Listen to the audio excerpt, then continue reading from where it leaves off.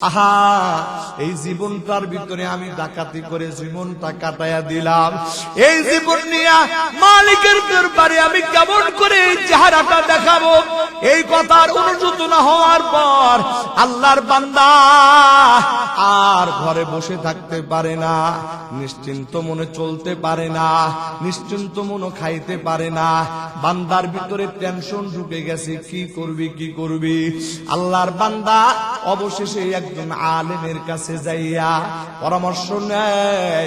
এবার আলেম বলে, আপনি একটা কাজ করুন, আপনার তওবার দরজা খোলা আছে, কিন্তু আপনি যেই এলাকা থেকে তওবা করছেন এই এলাকা আপনাকে ছাড়তে হবে। যেই পরিবেশের মধ্যে থেকে আপনি গুনাহ করেছেন এই পরিবেশ আপনাকে ছাড়তে হবে। যেই পরিবেশের ভিতরে থাকিয়া আপনি আল্লাহর নাফরমানি করেছেন এই পরিবেশের জনপদ আপনাকে ছাড়তে হবে। বরং এমন একটা জনপদের ঠিকানা আপনাকে দিয়ে দিব যেই জনপদের মানুষগুলি বড় আল্লাহওয়ালা, যেই জনপদের মানুষগুলি আল্লাহ ভক্ত মানুষ, যেই জনপদের মানুষগুলি তাইবুন মানে তওবাকারী বান্দা। আপনি আজকে তাড়াতাড়ি এখান থেকে চলে যাবেন ওই তওবাকারী বান্দাদের এলাকার ভিতরে, ওই নেককার বান্দাদের এলাকার ভিতরে আপনি চলে যাবেন। ওই বান্দাদের সঙ্গে সকাল সন্ধ্যা আপনি উঠা বসা করবেন আর আপনি তাদের মতো করে জীবনটা চালাইবেন। এটাই হইতে পারে আপনার জীবনে মাপ পাওয়ার উসিলা। এই কথা বলে যখন এই ডাকাতকে বুঝায় দিয়েছে, ডাকাতের অন্তরের ভিতরে তো জ্বালা শুরু হয়ে গেছে যে না, একদিন তো মরণ হবে, আর মরণের পরে আল্লাহর আদালতে অবশ্যই দাঁড়াইতে হবে। আমার বন্ধুগণ, ওই ডাকাত বেচারা এবার আলেমের কথা শুনিয়া আল্লাহর বান্দা মনে মনে সংকল্প করল, না, এই এলাকা আর আমি থাকবো না। যে এলাকার ভিতরে থেকে আমি গুন্ডা মাস্তান বদমাশ হয়েছি, ডাকাত হয়েছি, এই এলাকায় আমি আর বসবাস করব না। বরং যেই এলাকায় ভালো ভালো মানুষ আল্লাহওয়ালা মানুষরা বসবাস করে ওই এলাকায় যাইয়া আমি তাদের সঙ্গে উঠা বসা করব। এই নিয়ত করে নিয়ে আল্লাহর বান্দা মাত্র নিজের এলাকা থেকে বের হওয়ার জন্য রওনা দিয়েছে। আমার আল্লাহ তাআলার কি কুদরত, আমার আল্লাহ তাআলার কেমন ফয়সালা। আমার আল্লাহ সঙ্গে সঙ্গে মালাকুল মউত হযরত জিবরাইল আমিনকে হযরত আজরাইল ফেরেশতাকে পাঠায় দিয়েছে। আমার বন্ধুগণ, ওই আল্লাহর বান্দা ডাকাতের জান কবজ হইয়া গেছে। ডাকাতের জান কবজ হইয়া যাওয়ার পরে আল্লাহর পক্ষ থেকে দুই দল ফেরেশতা আসছে। একদল ফেরেশতা আযাবের ফেরেশতা আর একদল ফেরেশতা রহমতের ফেরেশতা। ওরে বন্ধু, আযাবের ফেরেশতা বান্দার রূহ নেওয়ার জন্য দাঁড়াইছে, রহমতের ফেরেশতা বান্দার রূহ নেওয়ার জন্য দাঁড়াইছে। আমার বন্ধুগণ, রূহটা যখন বের করা হইল সঙ্গে সঙ্গে আযাবের ফেরেশতারা যেমন হাত বাড়ায়া দিয়েছে, রহমতের তারাও হাত বাড়ায় দিয়েছে। এবার দুই দল ফেরেশতার ভিতরে কথা কাটাকাটি। আযাবের ফেরেশতা ডাক দিয়া বলে, এই আল্লাহর বান্দা জীবনে 100 মানুষ হত্যা করেছে, আল্লাহর নাফরমানি করেছে, তাহলে তো এই বান্দা দুজখে যাবে, এই বান্দা জাহান্নামী হবে, এই বান্দাকে আল্লাহ আযাব দান করবে। এই জন্য আমরা আযাবের ফেরেশতা বান্দার রূহ কবজ করার জন্য এসেছি। ও রহমতের ফেরেশতা, তোমরা কেন এই বান্দার রূহ কবজ করার জন্য এসেছো? এবার রহমতের ফেরেশতা বলে, এই বান্দা যেহেতু তওবা করার জন্য মনে মনে অনুশোচনায় লিপ্ত হয়েছে, এই জন্য ওই বান্দা নিজের এলাকা থেকে নেককারদের এলাকার দিকে রওনা হয়েছে। যার কারণে ওই বান্দার রূহটা আমরা গ্রহণ করার জন্য এসেছি। এইরকম ভাবে দুই দল ফেরেশতার ভিতরে যখন এইরকম ঝগড়াঝাটি চলতেছে, আমার আল্লাহ দুই দল ফেরেশতাদেরকে ডাক দেয়া বললেন, শোনো, তোমরা ওয়েট করো, আমি আল্লাহ তোমাদের মাঝখানে সুন্দর একটা মীমাংসা করে দিতেছি। আমার আল্লাহ বলে, আমার বান্দা মারা গিয়েছে, এখন তোমরা জমিনটা মেপে দেখো, এই বান্দা নেককারদের এলাকার দিকে বেশি আগাইছে নাকি কম আগাইছে? যদি আমার নেক বান্দাদের দিকে বেশি আগায়া যায়, তাহলে ওই বান্দার রূহটা রহমতের ফেরেশতার হাতে দিবা। আর যদি আমার ওই বান্দা নেককার বান্দাদের এলাকার থেকে বেশি দূরে হয় আর তার গুনাহগার এলাকার দিকে বেশি ধাবিত হয়, তাহলে ওই রূহটা আযাবের ফেরেশতাকে দিয়ে দিবা। হাদিসের মধ্যে এই ঘটনাটা আছে। আর আল্লাহ পাকের দয়ার একটা বিরাট বড় কারিশমা আমার আল্লাহ এই জায়গায় উল্লেখ করেছেন। সুবহানাল্লাহ, সুবহানাল্লাহ। ওই বান্দা আসলে মাত্র তার এলাকা থেকে রওনা দিয়েছে, বেশি দূর অগ্রসর হইতে পারে নাই, কিন্তু আমার আল্লাহর দয়া কি, আমার আল্লাহর মায়া কতটুকু, আমার আল্লাহ জমিনটাকে ছোট বানায় দিছে। অর্থাৎ নেককার বান্দাদের এলাকার দিকে বান্দাকে আগায় দিয়েছে, আর বক্কার এলাকা থেকে বান্দার লাশটাকে আল্লাহ পাক আগায় দিয়া নেককার বান্দাদের দিকে ঝুঁকায় দিয়েছে। এবার দুই দল ফেরেশতা জমিন মাপার পরে প্রমাণ হয়ে গেল যে ওই বান্দা সে যদিও বা একজন ডাকাত ছিল, কিন্তু আল্লাহর বান্দা তওবা করার জন্য নেক বান্দাদের এলাকার দিকে বেশি অগ্রসর হয়ে গেছে। আল্লাহু আকবার বলেন। আসলে কিন্তু নেককার বান্দাদের এলাকার দিকে বেশি অগ্রসর হইতে পারে না। কি পারছে নাকি? পারে নাই। কিন্তু আল্লাহ পাকের দরবারে আল্লাহ পাকের দয়াই তো এটা। বান্দা যদি আল্লাহর দিকে এক বিঘত আগায়, তো আমার আল্লাহ বান্দার দিকে দুই হাত এক হাত আগায় আসে। বান্দা যদি আল্লাহর দিকে এক হাত আগায়, তাহলে আল্লাহ বান্দার দিকে দুই হাত আগায়। বান্দা যদি আল্লাহর দিকে হেঁটে হেঁটে আসে, তাহলে আমার আল্লাহ তার রহমত নিয়ে বান্দার দিকে দৌড়ায় দৌড়ায় অগ্রসর হয়। একটু আওয়াজ দিয়ে বলবেন না সুবহানাল্লাহ। আমার বন্ধুগণ, আজকের এই প্রাকৃতিক আবহাওয়া, প্রতিকূল আবহাওয়ার ভিতরে মসজিদের ভিতরে আলোচনা আর লম্বা করব না। ওগো ভাই, আমি আলোচনার সার সংক্ষেপ কথা শুধু এতটুকুন বলতে চাই, যেই মালিকের এত দয়া এত মায়া রে আল্লাহর বান্দা, ওই মালিকের এত দয়া আর এত মায়া সত্ত্বেও যদি আমরা মাফ নিতে না পারি, ও বান্দা, এটা আমার আপনার জন্য চূড়ান্ত পর্যায়ের দুর্ভাগ্য ছাড়া কিছুই না। কথা বলেন ঠিক কিনা? এখনই দোয়া হয়ে যাবে রে আল্লাহর বান্দা, একটু আল্লাহ পাকের দরবারে তওবা করবেন। আল্লাহ, জীবনে আর কোনদিন নামাজ ছাড়বো না, জীবনে আর কোনদিন মিথ্যা কথা বলবো না, আর কোনদিন সুদ ঘুষ খাবো না, আর কোনদিন অন্যায় কাজে জড়াবো না, আর কোনদিন মানুষের প্রতি কোনো জুলুম করব না। আল্লাহর কসম, আল্লাহর বান্দা এইভাবে যদি অনুতপ্ত হইয়া আল্লাহর দরবারে দুইটা হাত উঠায়া তওবা করে নাও, আল্লাহর কসম আমার আল্লাহ বলে, বান্দা তোর তওবা আমি আল্লাহ কবুল করে নিয়া তোর জীবনের গুনাহ খাতাগুলি মাফ করে দিব। আমার বন্ধুগণ, একটু গভীর মনোযোগ দিয়ে খেয়াল করে নেন। যদি পরীক্ষার হলের মধ্যে বান্দা ছাত্র যদি ভুল করে, তাহলে কিন্তু সেখানে উস্তাদ তাকে শাসায় না। কেন শাসায় না? উস্তাদ বলে, এটা তো পরীক্ষার হল, এখানে সঠিক লিখলেও বাহবা দেওয়া যাবে না, আবার ভুল লিখলেও তাকে ভৎসনা করা যাবে না। এটার কি কারণ? বলে, এটা যেহেতু পরীক্ষা, আর এই পরীক্ষার ফলাফল একদিন প্রকাশ হবে। ওই পরীক্ষার ফলাফল প্রকাশ হওয়ার পরে বান্দা বুঝে যাবে সফল না বিফল। 2 ঘন্টা 3 ঘন্টা সময়, এই 2 ঘন্টা 3 ঘন্টা সময়কে কাজে লাগাইয়া যদি কোনো ছাত্র প্রশ্নপত্রের জবাবগুলি সঠিকভাবে লিখে রে ভাই, এক সময় যখন পরীক্ষার ফলাফল পাবে, ওই ছাত্রটা পরীক্ষার ফলাফল পাওয়ার পরে সে খুশিতে আত্মহারা হয়ে যাবে। ও বান্দা, এটার কি কারণ? ওই যে 2 ঘন্টার সময় বান্দা পাইছে, এই 2 ঘন্টা সময় তার মেধা বুদ্ধি কাজে লাগায় সে ওই প্রশ্নগুলির সঠিক জবাব লিখেছে। কথা বলেন ঠিক কিনা বন্ধুরা আমার?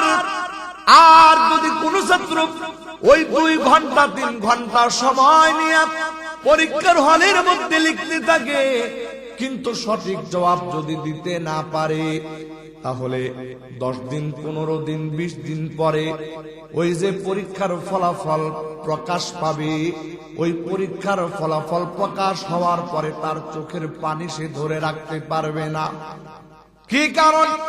এর কারণ হলো ওই যে তোমার জন্য 2টা ঘন্টা সময় নির্ধারণ করে দেওয়া হয়েছিল, ওই 2টা ঘন্টা সময় তুমি কাজে লাগাইতে পারো নাই।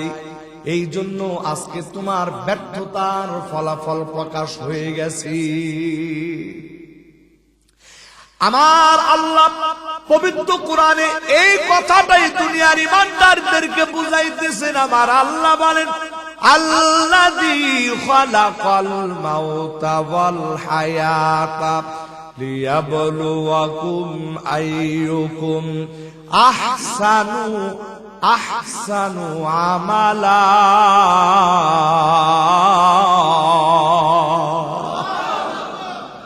আমার আল্লাহ বলতেছে, ও বান্দা, আমি আল্লাহ তোমাকে 60 বছর 70 বছর 80 বছর হায়াত দান করলাম। ও বান্দা, এই হায়াতে জিন্দেগি হলো তোমার জন্য পরীক্ষা। আমি আল্লাহ তোমার জন্য ভালো পথ মন্দ পথ সব তোমার সামনে স্পষ্ট করে দিলাম। ও বান্দা, যেহেতু পরীক্ষার হলের মধ্যে আছো, যদি সঠিকটা করো তাহলে আমি বাহবা দেব না, যদি ব্যাঠিকটা করো আমি ভৎসনা দিব না, বরং সঠিক আর ব্যাঠিক যেটাই করো না কেন, এটার ফলাফল দেওয়ার জন্য আমি আল্লাহ একটা দিন ধার্য করেছি। ওই দিনের নাম হলো রোজে মাহশার। ও বান্দা, ওই দিন তোমার আমলনামার ব্যাপারে আল্লাহ রাব্বুল আলামিন পবিত্র কোরআনে হাকিমের মধ্যে বড় সুন্দর কথা বলেছেন, ফামাইয়া আমাল মিসকালা যাররাতিন খায়রান ইয়ারা ওয়া মান ইয়ামাল মিসকালা যাররাতিন শাররান ইয়ারা। আমার আল্লাহ বলে, ও বান্দা, তুমি যাররা পরিমাণ যদি নেক আমল করে থাকো, ভালো করে জেনে নাও আমি আল্লাহর আদালতে যে আমলনামা প্রকাশ পাবে রে বান্দা, ওই আমলনামার মধ্যে তোমার যাররা পরিমাণ নেক আমলটাও ভেসে উঠবে, তুমি দেখতে পাইবা। আর যদি যাররা পরিমাণ কোন গুনাহ করো রে বান্দা, ভালো করে জেনে নাও ওই যাররা পরিমাণ গুনাহ আমি আল্লাহ তোমার সামনে প্রকাশ করে দিব। মুফাসসিরিন ইকরামগণ লিখেছেন, এ দুনিয়ার ইমানদার, ভালো করে জেনে নাও, ভালো করে বুঝে নাও। মুফাসসিরিন ইকরামগণ বলেছেন, যাররা কি অর্থ? যাররা মানে কি? যাররা মানে হলো একটা বালুর কণা, একেবারে ছোট একটা বালুর কণা। এই বালুর কণাকে যদি 70টা ভাগ করা হয়, এই 70 ভাগের একটা ভাগ যেটা, এই 70 ভাগের একটা ভাগকে যাররা বলা হয়। আমার বন্ধুগণ, আমার আল্লাহর আদালতে যেদিন বান্দার আমলনামা প্রকাশ হয়ে যাবে, ওই দিন বান্দা আমলনামাগুলি হাতে পাওয়ার পরে কি বলবে জানেন? ইয়া ওয়াইলাতানা মালি হাদাল কিতাব লা সগীরাতান ওয়ালা কাবীরাতান ইল্লা আহসাহা। ওই দিন বান্দা বলবে, আহারে, এটা আবার কেমন আমলনামা, এটার ভিতরে ছোট আর বড় কোনো কিছু বাদ যায় নাই, সব কিছু ধরা হয়েছে। আমার বন্ধুগণ, ওই দিন আমার আপনার জন্য সফলতা আর বিফলতা স্পষ্ট হয়ে যাবে রে ভাই। কিন্তু ওই দিন সফল হবে না বিফল হবে। ও বন্ধু, এটার জন্য দুনিয়াটাই কিন্তু আমার সময়। আল্লাহর রাসূল সাল্লাল্লাহু আলাইহি ওয়াসাল্লাম বলেন, আদ-দুনিয়া মাযরাআতুল আখিরাহ। ওই ইমানদার, এই যে দুনিয়া, এই দুনিয়াই হলো আখিরাতের জন্য চাষাবাদ ক্ষেত্র, চাষাবাদের জমিন। এই জমিনের মধ্যে যদি বান্দা নামাজের গাছ লাগাও তাহলে এটার ফল পাইবা আখিরাতে। এই জমিনের মধ্যে যদি বান্দা দান সদকার গাছ লাগাও এটার ফলাফল পাইবা আখিরাতে। ও বান্দা, এই জমিনের মধ্যে যদি তুমি রমজানের রোজা এটার চারা যদি বপন করো রে বান্দা, তাহলে এটার ফল তুমি ভোগ করবা আখিরাতে। তার মানে হলো সামগ্রিকভাবে এটাই স্পষ্ট ব্যাপার। ও বান্দা, এই জমিনের মধ্যে তুমি আমল যেমন করবা আল্লাহর আদালতে তুমি তেমনি ফল ভোগ করবা। আল্লাহর আদালতে বান্দা সেই ফলটাই ভোগ করবে। এখন আপনি আর আমার একটু চিন্তা ভাবনা করা দরকার। আমার বন্ধুগণ, এই দুইটা চক্ষু বন্ধ করিয়া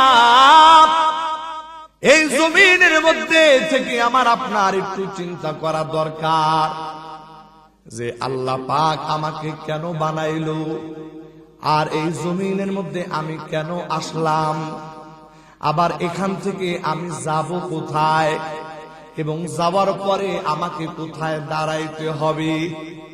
এই প্রশ্নগুলি যদি আপনার অন্তরের মধ্যে ঢুকাইয়া এই প্রশ্নগুলির জবাব যদি আল্লাহর কোন বান্দা যদি খুঁজতে আরম্ভ করে, আল্লাহর কসম ওই বান্দার চোখ একদিন আমার আল্লাহ খুলে দিবে। আমি আসলাম কেন?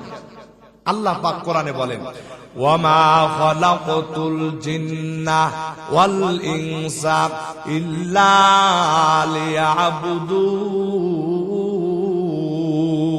লিয়াবুদুন। আমার আল্লাহ বলেন, আমি মানব জাতি জিন জাতি আমি আল্লাহ সৃষ্টি করেছি, আমি আল্লাহর গোলামি করার জন্য, আমি আল্লাহর দাসত্ব করার জন্য। ও বান্দা, আমার আল্লাহ কতভাবে তোমাকে সতর্ক করে কিন্তু তুমি বুঝো না। এই যে দুনিয়ার জমিনে যদি কোনো মানুষ মারা যায়, মানুষ মারা যাওয়ার পরে মসজিদের ভিতরে ঘোষণা দেওয়া হয়, অমুকের ছেলে অমুক মারা গিয়েছে, ইন্না লিল্লাহি ওয়া ইন্না ইলাইহি রাজিউন। ওগো আল্লাহর বান্দা, এই যে যখন ঘোষক তোমার নামের ঘোষণা দেয়, ওই ঘোষণার সময় একটা দোয়া পড়ে। এই দোয়া আমরা সবাই জানি, ইন্না লিল্লাহি ওয়া ইন্না ইলাইহি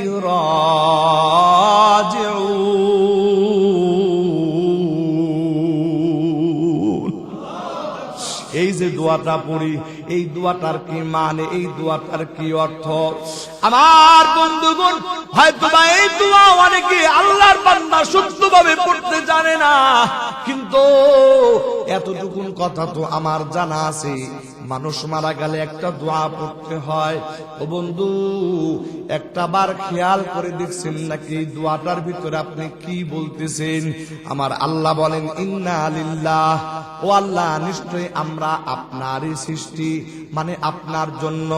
তার মানে আপনি আমাদেরকে বানাইছেন, আপনি আমাদেরকে সৃষ্টি করেছেন, আপনি আমাদেরকে লালন পালনের ব্যবস্থা করেছেন। এই কথার স্বীকারোক্তি আমরা দিলাম, ইন্না লিল্লাহি, এই কথাটুকুন আমরা বলে দিলাম। এরপরে ওয়া ইন্না ইলাইহি রাজিউন, এরপরে আমি আমার জবান দিয়া এই কথার স্বীকারোক্তি দিতেছি, নিশ্চয়ই আমরা সবাই আপনার কাছেই প্রত্যাবর্তনশীল। তার মানে এই দুনিয়াতে আপনি আমাদেরকে পাঠাইছেন, আবার এই দুনিয়া হায়াত শেষ হওয়ার পরে আমরা আবার আপনার কাছে ফিরে যাব।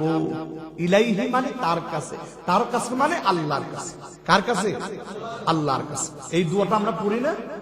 কিন্তু এই দোয়াটার অর্থ হলো এটা যে আমরা সবাই আপনার, মানে আপনার সৃষ্টি মাখলুক, এবং এক সময় আমাদের এই জীবন জবানিকা শেষ হবে, এরপরে আমরা আবার সবাই আপনার কাছে ফিরে যাব।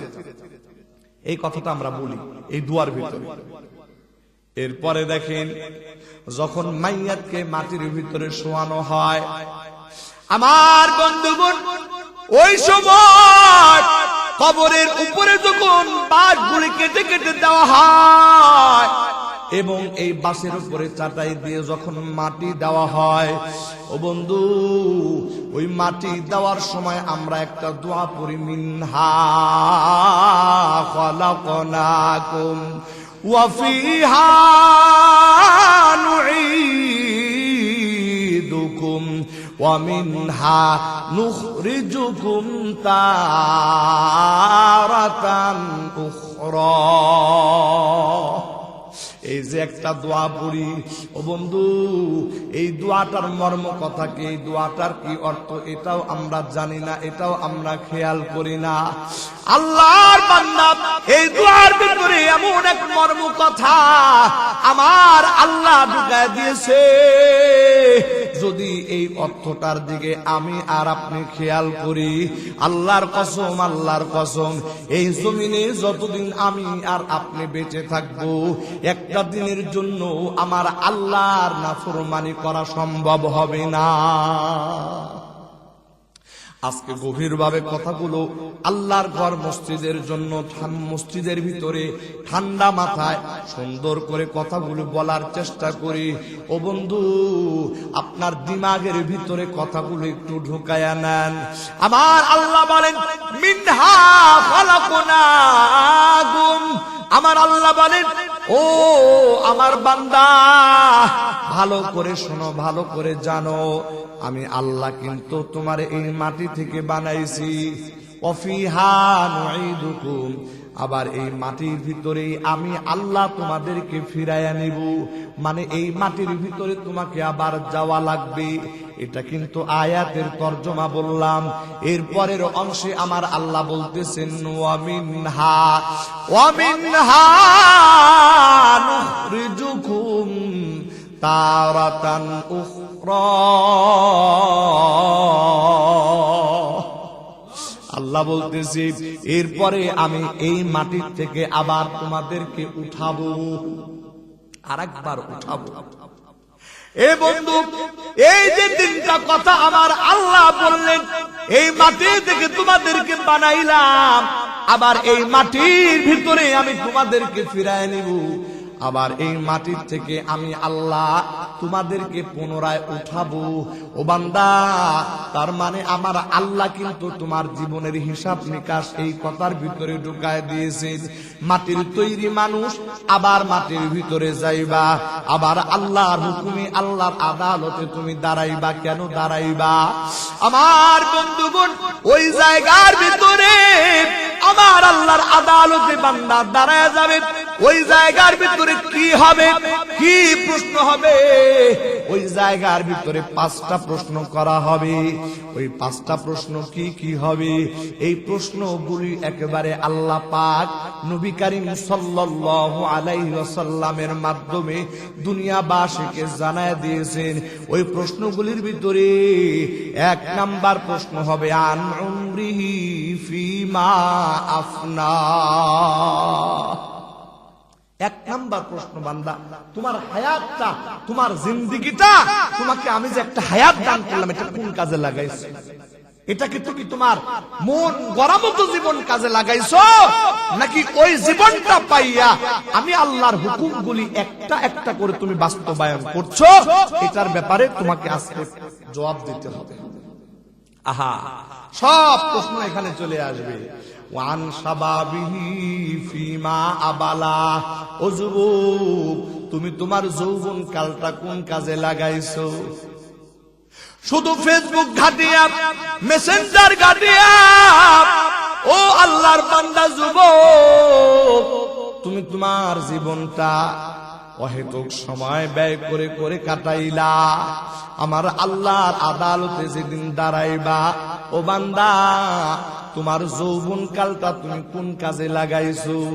যদি পারো বান্দা ওই সময় বলবা আল্লাহ ফেসবুক ঘেটে ঘেটে জীবন কাটায় দিয়েছি, আল্লাহ রাত ভর বেগানা নারীর সঙ্গে কথা বলে প্রেম করে করে সময় কাটায় দিয়েছি, রাত ভর নাচ গান দেখিয়া, রাত ভর এইরকম নাটক দেখিয়া, সিনেমা দেখিয়া, খেলাধুলা দেখিয়া রাত ভর রাতের পরে রাত সময় কাটায় দিয়েছি। আল্লাহ পাক বলবে বান্দা তোমার হায়াতের ভিতরে আমি আল্লাহ তোমাকে যে হায়াত দান করলাম, তোমার যৌবন বড় দামি, এই যৌবন কালটা তুমি ব্যয় করে কতদিন রাত্রি জাগরণ করে আমি আল্লাহর হুকুম অর্থাৎ নামাজ আদায় করছো। এ বান্দা তুমি রাত্রে জেগে জেগে ফুটবল খেলা দেখে জোরে বান্দা, কিন্তু বলো দেখি কয়টা রাত জেগে জেগে আমি আল্লাহর কোরআনে কারিমে তিলাওয়াত করছো? ও বান্দা রাত্রি জাগরণ করে করে বন্ধু বান্ধবের সঙ্গে আড্ডা দিয়েছো? বলো দেখি বান্দা ওই রাতের গভীরে কয়টা দিন দুইটা হাত আসমানের দিকে উঠায়া তুমি চোখের পানি ফালায়া কাঁদছো? আমার আল্লাহ যদি ওই দিন বান্দাকে কথাগুলো জিজ্ঞেস করে রে ভাই, সেদিন আমার আল্লাহ বলবে ও বান্দা তোমার জীবনের ভিতরে টিভি সিনেমা দেখার হায়াত তুমি পাইলা, তোমার জীবনে বন্ধু বান্ধবের আড্ডা দেওয়ার সময় তুমি পাইলা, ও বান্দা ফেসবুক চালানোর সময় তুমি পাইলা, বলো দেখি আমি আল্লাহর হুকুম বাস্তবায়ন করার সময় কি তোমার হয় নাই? ওই দিন বান্দা তার আমল নামা আল্লাহর সামনে যখন প্রকাশ হয়ে যাবে, প্রকাশ হয়ে যাওয়ার পরে বান্দা তখন আফসোস করবে, বান্দা লজ্জিত হয়ে যাবে, অনুতপ্ত হয়ে যাবে। এক পর্যায়ে ওই বান্দা মালিককে ডাক দেয়া বলবে রে মালিক, দুনিয়ার হায়াত বরবাদ করেছি, এবার তোমার কাছে একটা জিনিস চাই। বলে কি? বলে আল্লাহ আর একটা হায়াত দিয়া পাঠায়া দাও জমিনে, এরপরে জমিনে যাইয়া একটা সেকেন্ড সময় তোমার নাফরমানিতে লাগাবো না, জমিনের ভিতরে যাইয়া আমার গোটা জীবনটা তোমার ইবাদতের মধ্যে কাটায়া দিমু, নামাজ পড়মু, রোজা রাখমু, তোমার হুকুম মতো কাটামো, তোমার হুকুম লঙ্ঘন করবো না। ওই সময় আমার আল্লাহ কি জবাব দিবেন?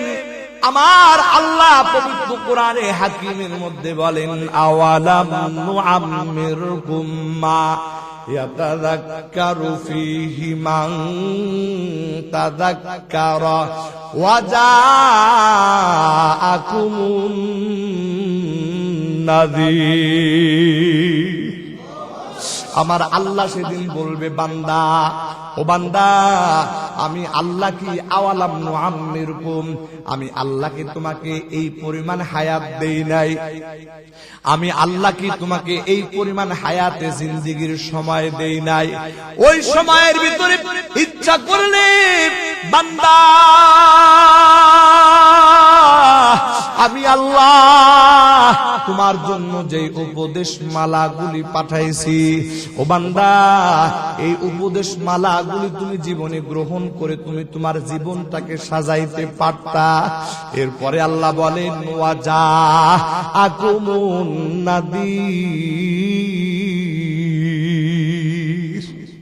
আল্লাহ বলবে বান্দা আমি আল্লাহ শুধু উপদেশ দিয়েই ক্ষান্ত হই নাই, বরং আমি আল্লাহ যুগে যুগে নবী রাসূলদেরকে পাঠায়া তোমাদেরকে সতর্ক করেছি।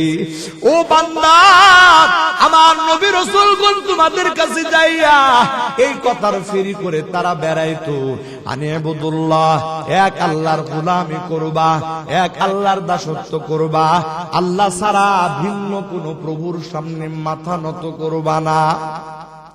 এরপরে আমার নবী রাসূলগণ তোমাদেরকে জান্নাতের কথা সুসংবাদ শোনাইছেন, আবার তোমাদেরকে জাহান্নাম সম্পর্কে ভীতি প্রদর্শন করছে।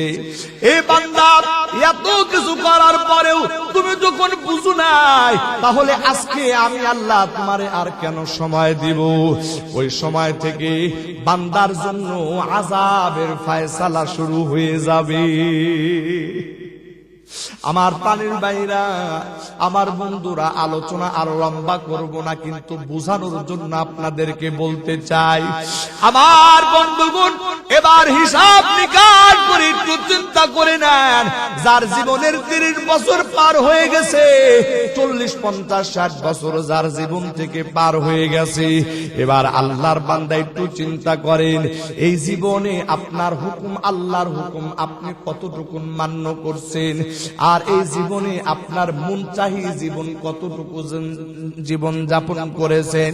এই দুইটা জিনিস চিন্তা করিয়া এবার আপনি ডিসিশন নেয়। আল্লাহর আদালতে যেহেতু আমাকে আপনাকে দাঁড়াইতেই হবে, আমার আল্লাহ পবিত্র কোরআনে হাকিমে বারবার সতর্ক করেছেন। আমার বন্ধুগণ, এবার আপনি ডিসিশন নেন, সিদ্ধান্ত নেন, আমার জীবনে যদি আমি আল্লাহর নাফরমানি করে সময় কাটায় দিয়েছি, তাহলে আল্লাহর আদালতে তো দাঁড়াইতে হবে। এবার বলো দেখি, আল্লাহর আদালতে দাঁড়ায়া জবাবটা কেমন করে দিবা? যদি এই বিষয়ে তোমার ভয় হয়, আমার আল্লাহ অন্য এক আয়াতের মধ্যে বলতেছেন, ওয়া আম্মা মান খাফা মাকামা রাব্বি, সমুদ্রের ফেনা পরিমাণ গুনাহ নিয়ে তোমার দরবারে কেমন করে দাঁড়াবো?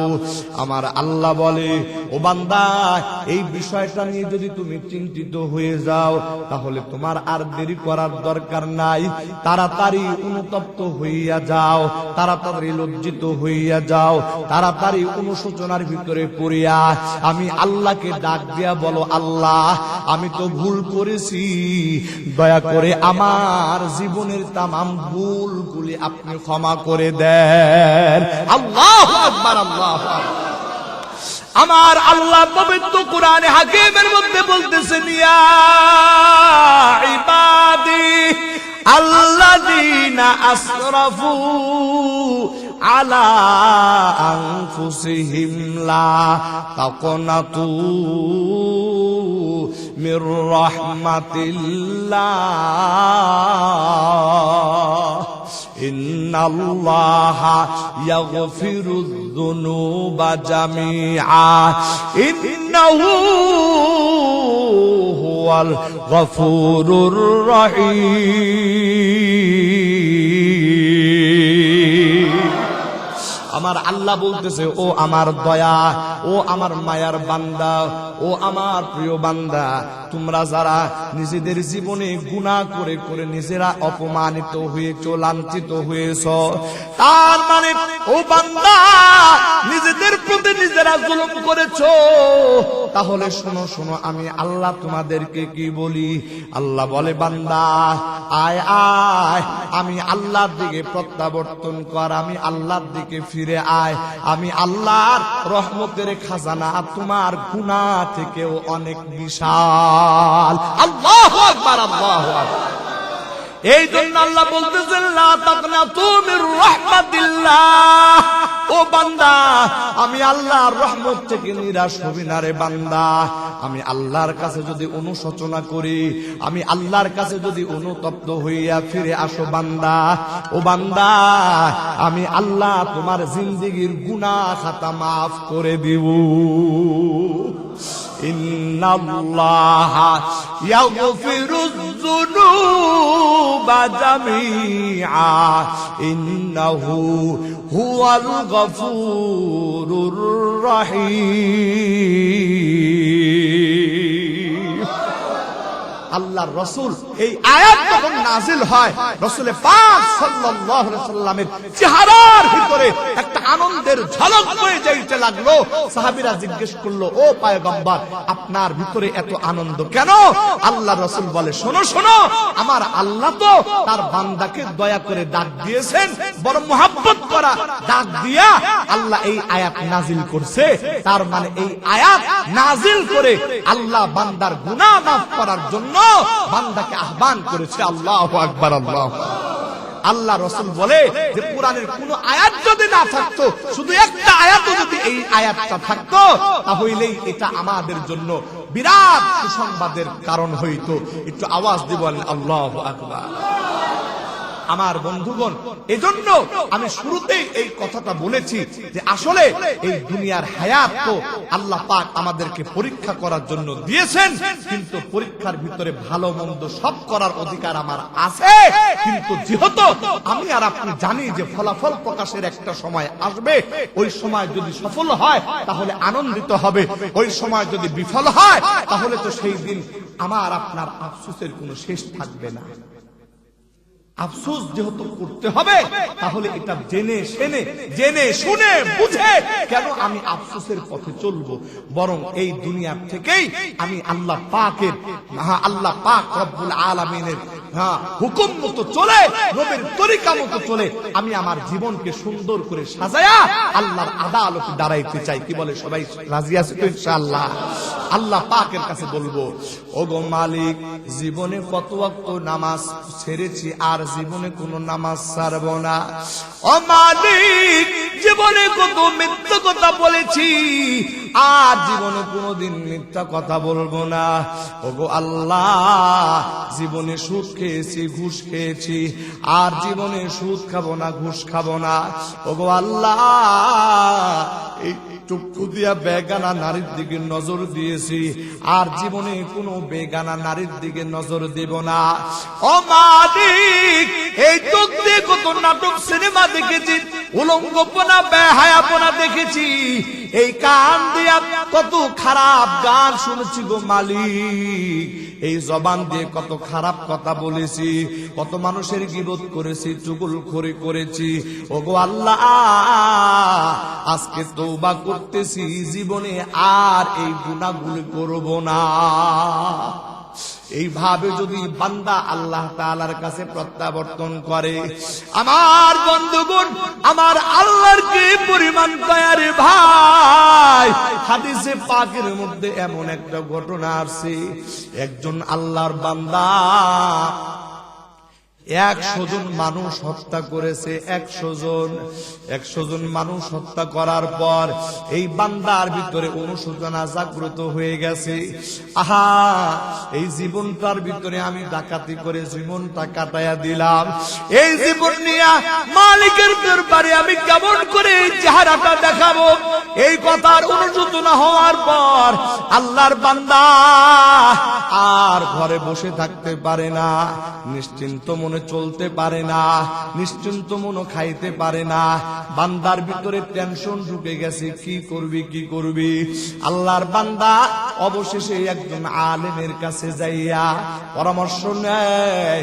এবার আলেম বলে, আপনি একটা কাজ করুন, আপনার তওবার দরজা খোলা আছে, কিন্তু আপনি যেই এলাকা থেকে তওবা করছেন এই এলাকা আপনাকে ছাড়তে হবে। যেই পরিবেশের মধ্যে থেকে আপনি গুনাহ করেছেন এই পরিবেশ আপনাকে ছাড়তে হবে। যেই পরিবেশের ভিতরে থাকিয়া আপনি আল্লাহর নাফরমানি করেছেন এই পরিবেশের জনপদ আপনাকে ছাড়তে হবে। বরং এমন একটা জনপদের ঠিকানা আপনাকে দিয়ে দিব, যেই জনপদের মানুষগুলি বড় আল্লাহওয়ালা, যেই জনপদের মানুষগুলি আল্লাহ ভক্ত মানুষ, যেই জনপদের মানুষগুলি তাইবুন মানে তওবাকারী বান্দা। আপনি আজকে তাড়াতাড়ি এখান থেকে চলে যাবেন ওই তওবাকারী বান্দাদের এলাকার ভিতরে, ওই নেককার বান্দাদের এলাকার ভিতরে আপনি চলে যাবেন। ওই বান্দাদের সঙ্গে সকাল সন্ধ্যা আপনি উঠা বসা করবেন, আর আপনি তাদের মতো করে জীবনটা চালাইবেন। এটাই হইতে পারে আপনার জীবনে মাপ পাওয়ার উসিলা। এই কথা বলে যখন এই ডাকাতকে বুঝায় দিয়েছে, ডাকাতের অন্তরের ভিতরে তো জ্বালা শুরু হয়ে গেছে যে না না, একদিন তো মরণ হবে, আর মরণের পরে আল্লাহর আদালতে অবশ্যই দাঁড়াইতে হবে। আমার বন্ধুগণ, ওই ডাকাত বেচারা এবার আলেমের কথা কথা শুনিয়া আল্লাহর বান্দা মনে মনে সংকল্প করলো, না না, এই এলাকা আর আমি থাকবো না।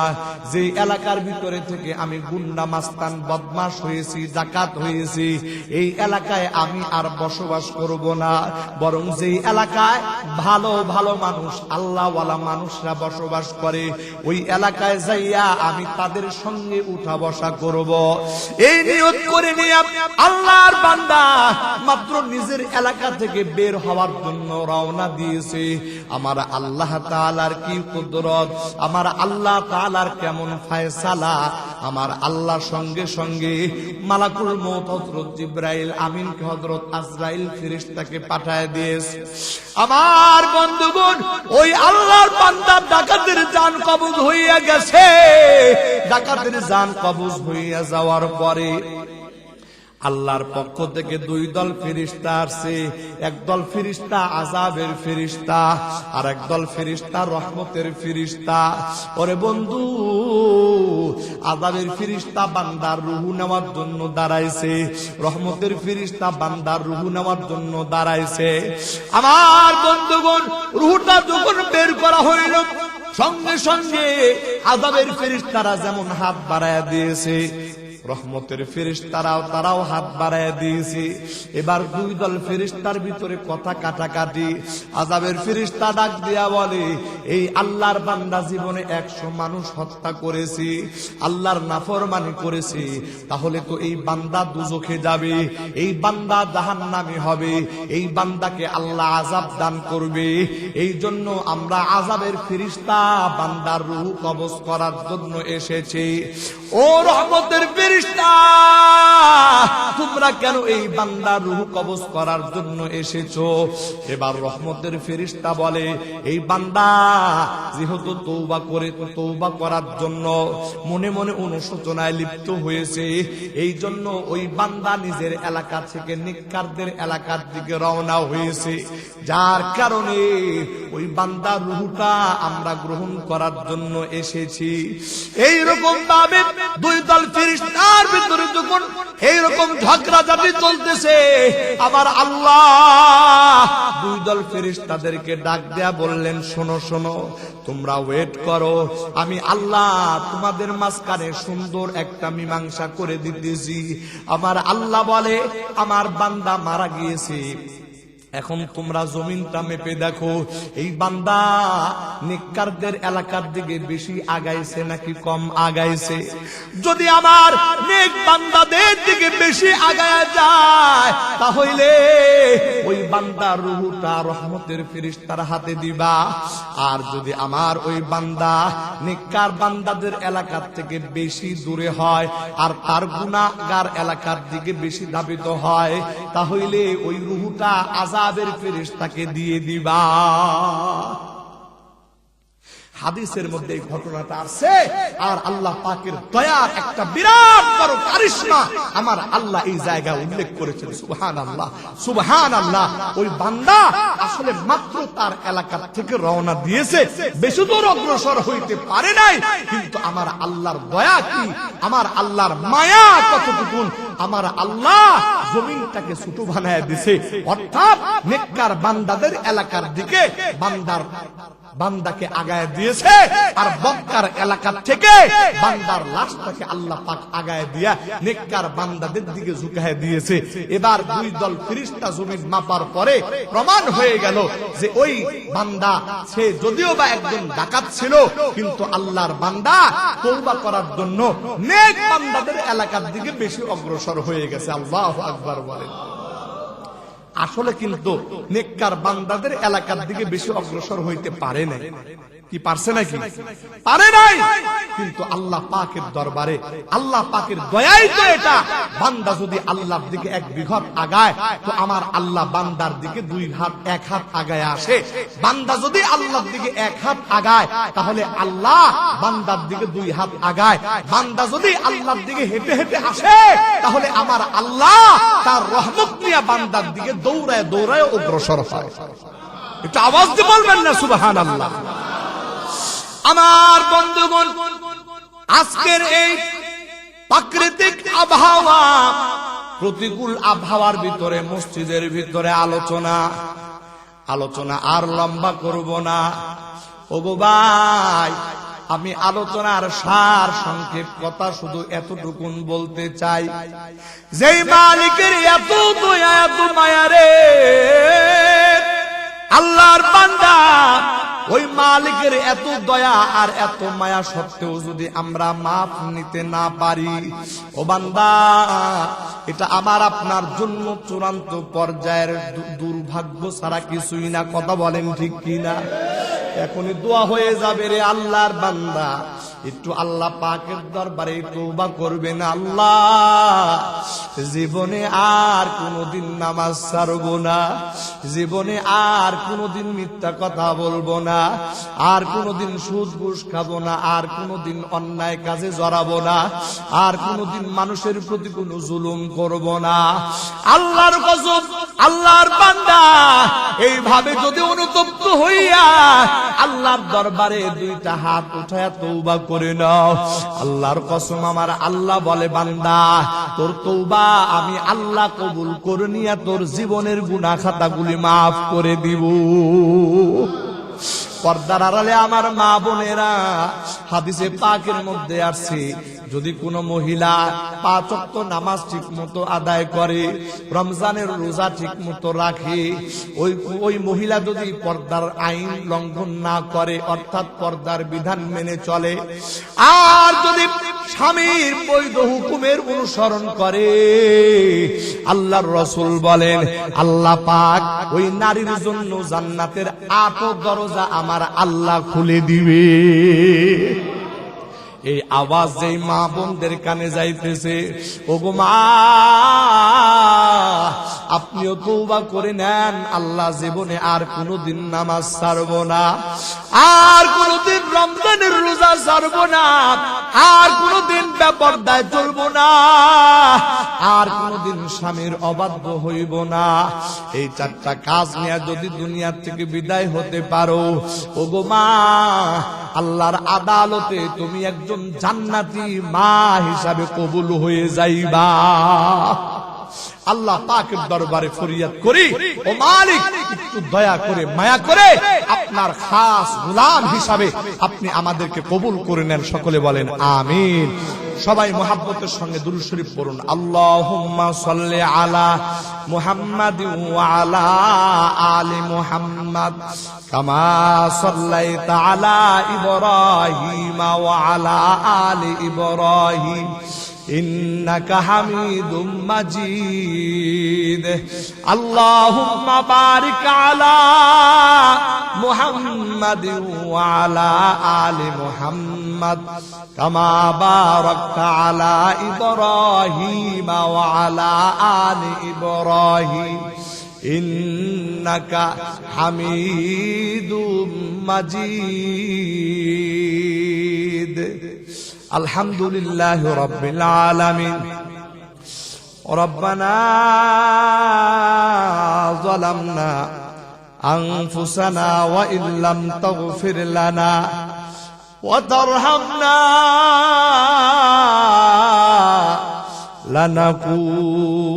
লানাকুনান্না মিনাল খাসিরিন। রব্বানা ইগফির লানা ওয়ালিওয়ালিদাইনা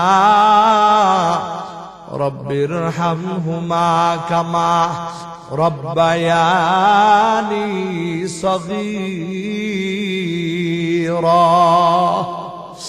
মহিয়ান গরিয়ান সর্বশক্তিমান আরশের মালিক আল্লাহ, এই প্রতিকূল আবহাওয়ার ভিতরে আল্লাহ তোমার বান্দাগুলি যদি ঘরের মধ্যে শুয়ে থাকতো, দুনিয়ার কোন মানুষ তাদের কিছু বলতো না গো আল্লাহ,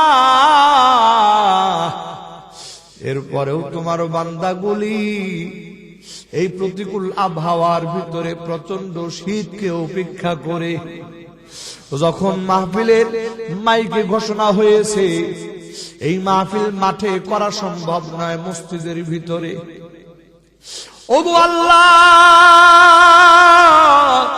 তোমার বান্দাগুলি ইচ্ছা করলে ঘরে বসে বসে তারা শুনতে পারত। কিন্তু সেটা না করিয়া তোমার বান্দাগুলি কোরআনের কথাগুলি শোনার জন্য মসজিদে হাজির হয়ে গেছে। ও মাবুদ, চাতক পাখির মতো বান্দাগুলি কোরআনের কথাগুলি শুনতেছিল। ডানেও তাকায় না, বামেও তাকায় না গো আল্লাহ। ও গো আল্লাহ, তোমার যে বান্দাগুলির অন্তরের ভিতরে কোরআনের প্রতি এমন মায়া আর মহাব্বত, যে বান্দাগুলি আলেম উলামাদেরকে এমন ভালোবাসে, আল্লাহ তোমার দরবারে ফরিয়াদ, এই বান্দাগুলিরে তুমি জাহান্নামের আগুনে জ্বালায়ও না গো আল্লাহ। কিয়ামতের কঠিন মুসিবতে এই বান্দাগুলির জন্য আরশে আজিমের মধ্যে তুমি ছায়া দান করে দিও। মাবুদ, জীবন ভর শুধু গুনাহ করেছি গো আল্লাহ। ডানেও গুনাহ, বামেও গুনাহ, সামনেও গুনাহ, পিছনেও শুধু গুনাহ আর গুনাহ। জীবনে এমন গুনাহ করেছি গো মালিক, ওই গুনার খবর যদি মা জানতো, বাবা জানতো গো আল্লাহ, ওই গুনার খবর যদি মা বাবা জানতো, ঘাড়ে ধাক্কা দিয়া ঘর থেকে বাহির করে দিত, আর বলতো তোর মতো সন্তান দরকার নাই, যা যা তোর মতো সন্তানকে ত্যায্য পুত্র করে দিলা। এইরকম হাজারো গুনাহ করেছি গো মালিক। এই গুনাহগুলির কারণে যদি তুমি আমাদেরকে পাকড়াও করো আল্লাহ, এই গুনাহগুলির কারণে যদি তুমি আমাদেরকে আযাব দাও আল্লাহ,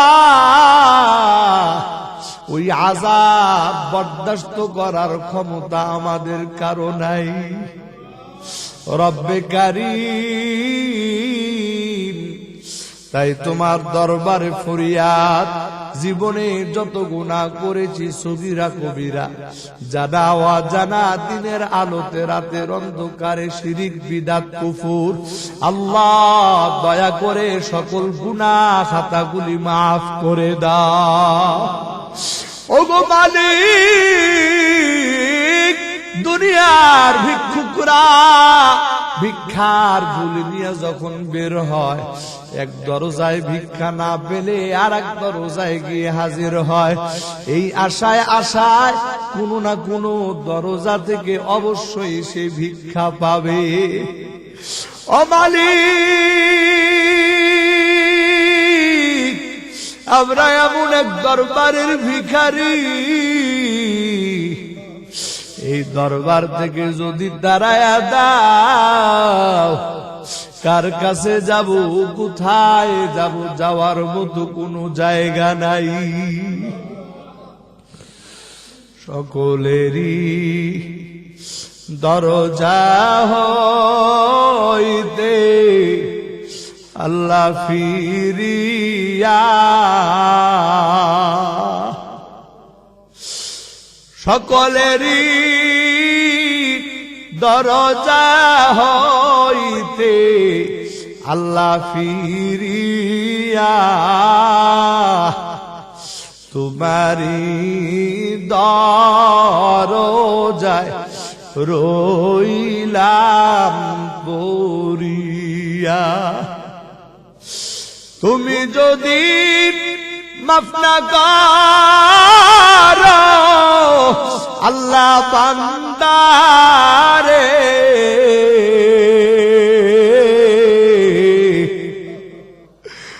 বলো তোমার বান্দা যাবে কার কাছে, বলো তোমার বান্দা যাবে কার কাছে। আদর রিয়া মানুষ আল্লাহ বানায়া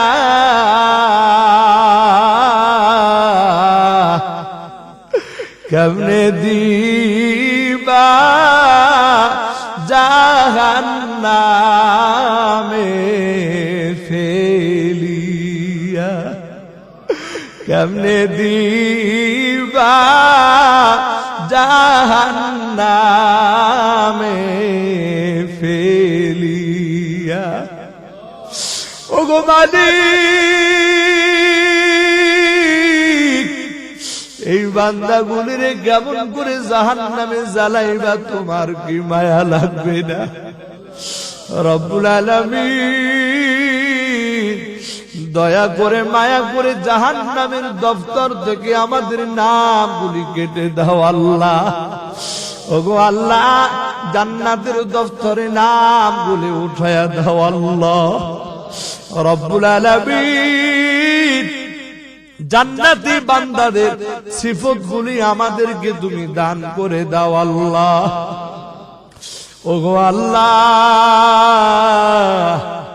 আমরা যারা হাত তুলেছি, যাদের মা নাই, যাদের বাবা নাই, আরে ওই সন্তানগুলির মনের মধ্যে কেমন যন্ত্রণা, যখন মায়ের কথা স্মরণ হয়, মাকে মা বলে ডাক দেয়, কিন্তু মা যখন ডাকে সাড়া দেয় না, বাবাকে যখন বাবা বলে ডাক দেয়, যখন বাবা ডাকে সাড়া দেয় না গো আল্লাহ, না জানি ওই সন্তানগুলির কলিজার ভিতরে তখন কেমন কষ্ট হয়। রব্বে কারীম, আপনার দরবারে ফরিয়াদ, দয়া করে মায়া করিয়া ওই সন্তানগুলির হাতের উসিলায় ওই মা বাবার তামাম জিন্দেগীর গুনাহ খাতা মাফ করে দেয়। রব্বুল আলামিন, এই এলাকার কবরস্থানে যত মুর্দেগান শুয়ে আছে আল্লাহ, ওই মুর্দেগান